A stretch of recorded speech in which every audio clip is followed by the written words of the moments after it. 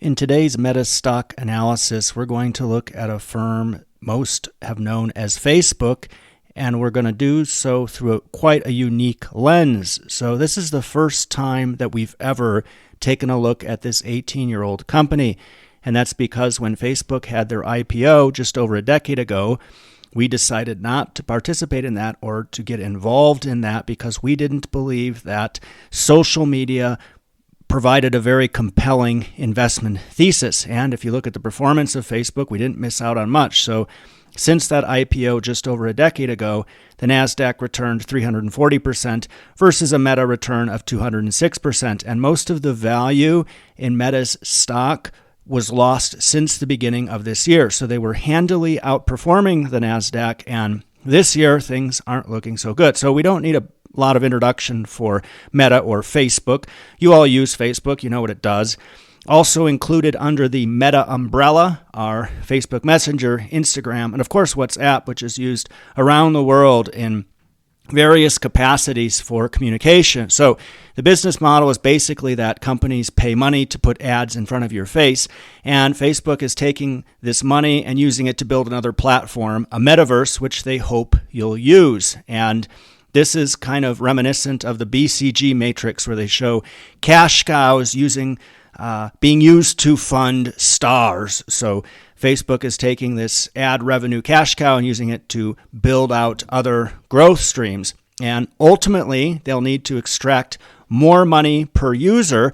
Otherwise, they're just cannibalizing their existing platform. And this chart here, very interesting from Meta's deck. And today we're going to look at lots of interesting metrics that perhaps you may already know, but we're seeing for the first time. This is rather remarkable, and these charts are not built to scale at all.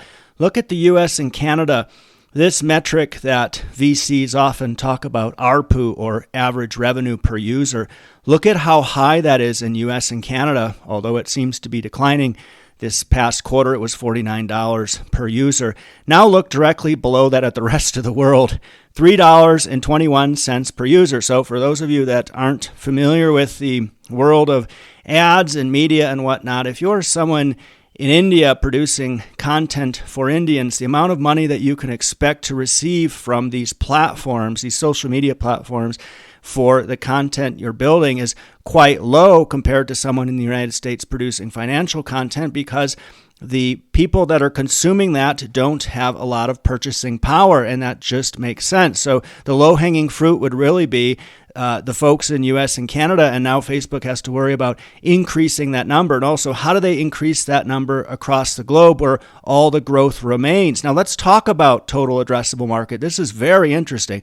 How many users does Facebook have? Well, this chart here shows over the past decade the growth and how it appears to be tailing off, and we'll look at why that is. Here you can see close to 3 billion users. Now, there's a lot of ways to measure your users, whether they're daily active users or monthly active users, and that's what this chart looks at.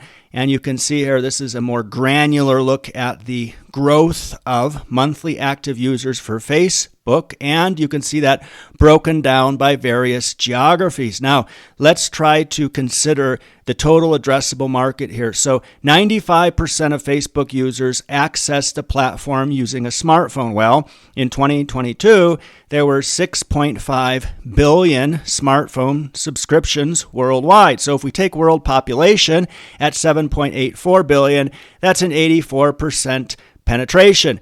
Now, what we need to do, though, is adjust that for China. Since Facebook is banned in China, and China has about 1 billion smartphones, what we can do is subtract the billion smartphones from that worldwide subscription number, and then we'll also subtract China's 1.4 billion population from our total population number, and what we get is a little bit better. It's 86% penetration. The point being here that Facebook seems to have a lot of penetration globally, and one wonders where the growth comes from now, especially when you look at this remarkable chart showing population growth rate across the world. Look at this. So it's actually fallen from the 1970s from 2% to 1%. if you maximize your penetration globally, then the only way that you can increase revenues is by getting people to spend more, because this metric is going in the wrong direction. Now, when we look at Facebook's quarterly revenues, this is another very interesting chart. What we've done here is taken in the orange bars that you see there, those are the fourth quarter quarterly numbers. So you can see this firm always has a better fourth quarter. Well, except for this past fourth quarter, we marked that in a red bar. That's midpoint of their revenue guidance between $30 billion and $32.5 billion. And that shows that, and there's actually a chart that we'll look at, we didn't include in this deck, which shows a parallel between their revenue growth stalling and Google's revenue growth stalling. They almost look exact, and this is because companies are now starting to get a lot more picky about their ad spend. Now, where Facebook is placing a lot of their bets is in looking at the reality lab or their investment in virtual reality that they expect they'll be spending a lot of money on. Now, before we get into that, I wanted to talk a little bit about the metrics on this particular table, and you can see here we've highlighted in Q4 20 the family of apps revenue, and you can compare that to the far right here, Q3 2022, how that hasn't changed. And look at their reality labs revenue. This is the Metaverse. This is what we've all been waiting for. Well, it's going in the wrong direction, and it doesn't look very promising. When you look at below there, the family of apps operating income, that's going in the wrong direction as well. And below that, you can see the amount of money they're sinking into their reality labs, which continues to operate at a loss. And you could see their operating margin declining slowly over time. Now, Mark Zuckerberg back in 2017 talked about wanting to get 1 billion people using virtual reality, and that was on the heels of Facebook's acquisition of Oculus, a firm that builds VR hardware. And the idea is that, well, we're going to take everybody that's using Facebook and they're all going to interact in this virtual metaverse, and that requires expensive hardware. So the total addressable market there must certainly be a lot smaller than the big numbers that we were looking at in terms of monthly active users. But Facebook is betting the farm on the metaverse. It's remarkable how they've simply gone all in. And you can see here, year-to-date capital expenditures around $22.8 billion on the metaverse last year. At the same period, it was somewhere around $13.7 billion. They expect that to be even more next year and then start to tail those investments off. Hopefully they can recoup some of that money. They'd need about, we calculated, 10 times the current revenue they have now in Reality Labs just to break even. So you'll want to pay a close attention to that. Now, the promising bit here would be gross margins. This is definitely a fat cash cow. You can see here total revenue and cost of revenue, and we've taken the last 4 quarters. You can see that's floating around 80%. They're actually reducing cost of goods sold over the quarters as the revenue falls. And recently, in late November, they had a 13% trim on their 87,000 employees. Seems like quite a few in the areas of recruiting and business. Now, this is a firm that has gotten quite fat, and when you have employees complaining about the quality of toilet paper, and then you have a C-level executive standing in front of the company asking the audience, does anyone here believe that meritocracy exists, and telling them meritocracy is a myth, this company is going to start running into problems when it comes to all the bloat and overhead and uselessness that it starts to accumulate, instead of being an engineering firm that runs lean as they did from the get-go. And this is just mirrored in what you see over at Twitter, and the fact that after cutting 74% of the staff, Mr. Musk said recently in a call that he's expecting $3 billion in revenues next year and close to break even. That's what he's targeting at the moment based on what he sees internally. Somebody needs to go in here and clean this place up, and whether or not that happens just remains to be seen. But Facebook is taking a huge risk by allocating all the resources from their cash cow into a single bet. Now, what's more concerning would be social media return on investment. And I hate bringing up you-know-who, but he had another meeting at Twitter and said something very astute. In times where everything is good, in bull markets, Advertisers throw ad money at quote-unquote influencers, and who cares what sticks? They just spray that money out. Bear markets, whole lot different. You know who was talking to advertisers and said that actually, and one can assume one of those advertisers was Apple, that they're not that difficult to please. What they're looking for, and this provides the perfect excuse to raise this, they want to see proven ROI for ad spend. That's very difficult when you're advertising on social media, and we'll talk about why that is in a second. But if you look at organic versus paid, look at what Wendy's does, the fast food chain in the United States. They're doing a great job of attracting people onto their own organic follower list, and what they'll do is run specials, do things where they can actually measure the outcome in terms of revenue, in terms of results and sales. So having an organic presence on a platform and generating an ROI from that is exponentially more powerful than paying a social media platform for what comes down to vanity metrics. And I know this is anecdotal, but I think it's interesting.